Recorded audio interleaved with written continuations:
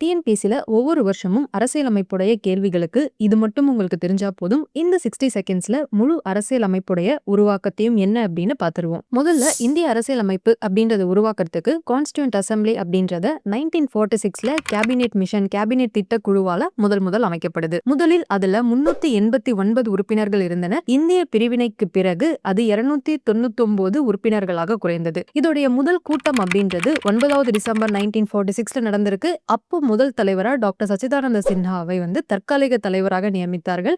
அப்புறம் நிரந்தர தலைவராக டாக்டர் ராஜேந்திர பிரசாத்தை தேர்ந்தெடுத்தார்கள். இப்படிப்பட்ட அரசியல் அமைப்பு இதற்கான சிற்பி அப்படின்றது யாருன்னா டாக்டர் BR அம்பேத்கர். அவர் தான் வரைவு குழுவோட தலைவராக இருந்தாரு. அரசியல் அமைப்பை உருவாக்குறதுக்கு சுமார் 2 ஆண்டுகள் 11 மாதங்கள் 18 நாட்கள் எடுத்துச்சு. 26 நவம்பர் 1949 அன்று அரசியல் அமைப்பு அப்படின்றது முழுக்க ஏற்றுக்கொள்ளப்பட்டுச்சு.